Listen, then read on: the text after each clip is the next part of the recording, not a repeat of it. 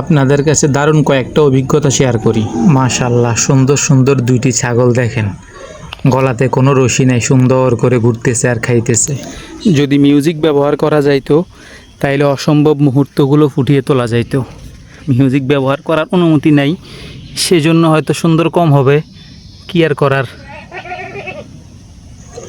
এভাবে ভিডিও করে যেতে হবে যতদিন না সোনার হরিণ পাই, ইনশাআল্লাহ। দেখেন, অসাধারণ একটা অভিজ্ঞতা শেয়ার করি। এই যে সাঁকোটা, অনেকে এটা ব্যবহার করতে জানে না, আর আমরা গ্রামের ছেলে এটা দিয়ে দৌড়াইতে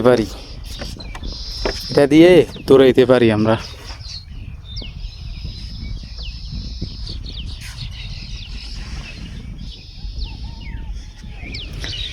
বাস্তবতা কিন্তু অনেক সুন্দর এই কাকরি নদীগুলো।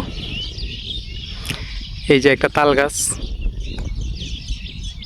বাবুই পাখির বাসা।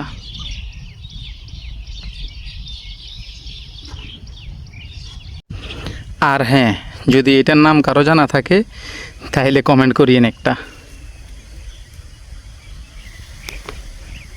পাখির ডাকের সাথে সুন্দর বিকেল আপনারাও উপভোগ করুন আমার সাথে। দেখেন আশপাশের পরিবেশের জায়গাগুলো কত সুন্দর নির্মল।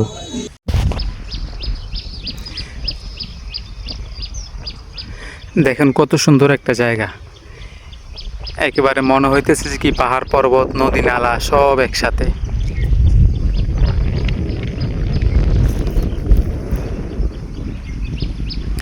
অনেকগুলো ফিশারি, আর সাথে একটা কাকরি নদী, একটা সাঁকো আছে অনেক সুন্দর। যারা প্রকৃতি প্রেমী হয়তোবা এখনো পর্যন্ত এই ভিডিওর সাথেই আছেন।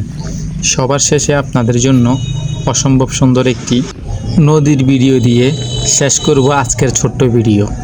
ইনশাআল্লাহ দেখে নিন সুন্দর একটি অসাধারণ নদী, আমাদের কুমিল্লা 14 গ্রামের ডাকাতিয়া নদী, একেবারে শান্ত নদী।